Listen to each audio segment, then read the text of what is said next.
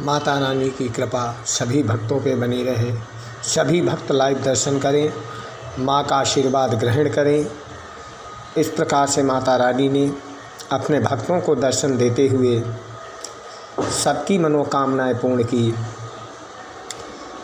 भगवान शंकर, भगवान ब्रह्मा जी, भगवान नारायण अवतरित हुए। अवतार लेने के बाद जब सभी का कार्य अलग अलग किया गया तो ब्रह्मा और भगवान नारायण में बहस छिड़ी और बहस छिड़ने के बाद उनमें आपस में इतना घमंड आ गया कि भगवान शंकर को स्वयं इसका निर्णय करने के लिए अपने स्वरूप को दिखाना पड़ा। भगवान शंकर उस समय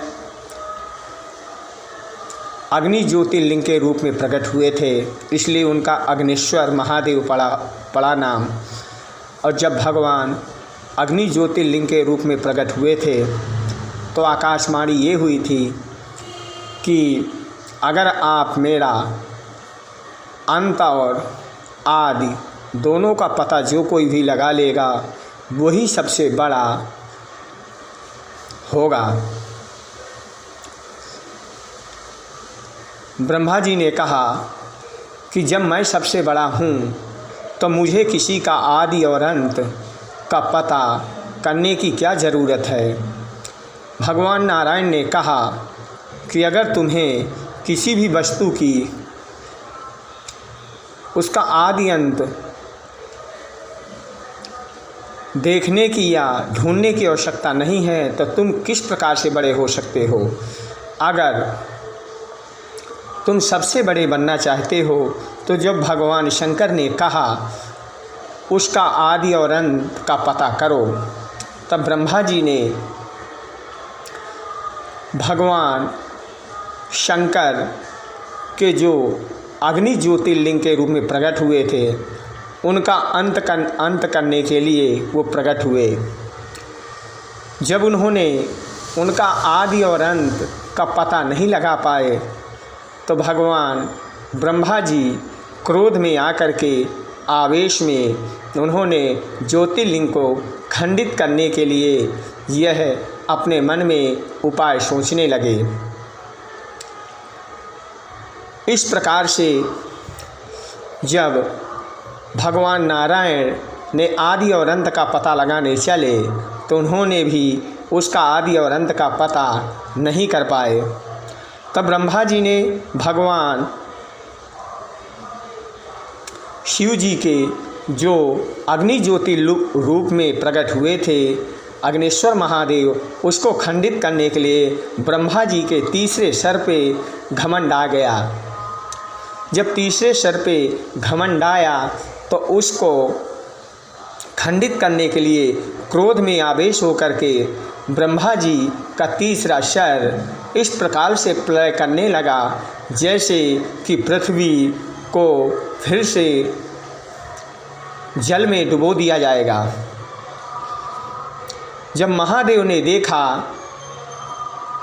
कि इस प्रकार से प्रलय काल में यह सृष्टि की रचना नहीं हो सकती है और इसमें जो प्राणी जन्म ले चुके हैं उनका अंत भी हो सकता है।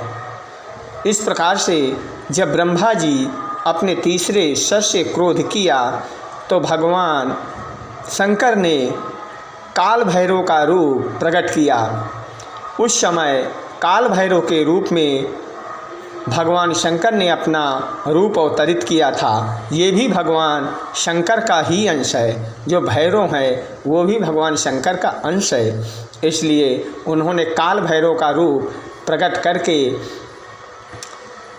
भगवान ब्रह्मा के सर को, तीसरे सर को नष्ट करने के लिए प्रकट हुए। उन्होंने तलवार निकाली। काल भैरव ने, जो शिव जी ने अवतरित हुए थे, उन्होंने ब्रह्मा के तीसरे सर को काट दिया और काट करके कहा कि अब जो तीनों लोकों में सबसे पहले भिक्षा मांग करके यहाँ आ जाएगा वही सबसे बड़ा होगा।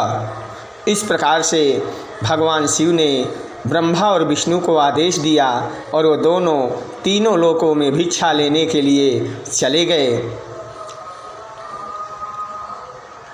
आज दिन शुक्रवार, तिथि दशमी, दोपहर को 1:45 तक रहेगी। इसके बाद एकादशी प्रवेश करेगी। अब हम दुर्गा भागवत का पाठ करेंगे जो सभी भक्त लाइव दर्शन करेंगे।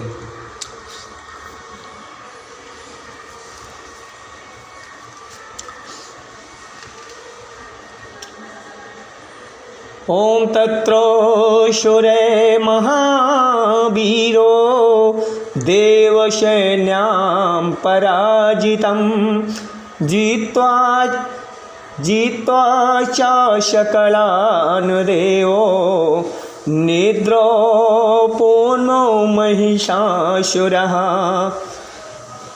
इस प्रकार से ऋषियों ने, मार्कंडेय जी बताते हैं ऋषियों से, कुश युद्ध से देवताओं की सेना महाबली असुरों से परास्त हो गई और संपूर्ण देवताओं को जीत करके महिषासुर इंद्र बन करके इंद्रलोक में बैठ गया। इस प्रकार से जब मार्कंडेय जी ने ऋषियों को बताया तो ऋषियों ने हाथ जोड़ करके इस कथा का श्रवण अच्छी प्रकार से ग्रहण किया।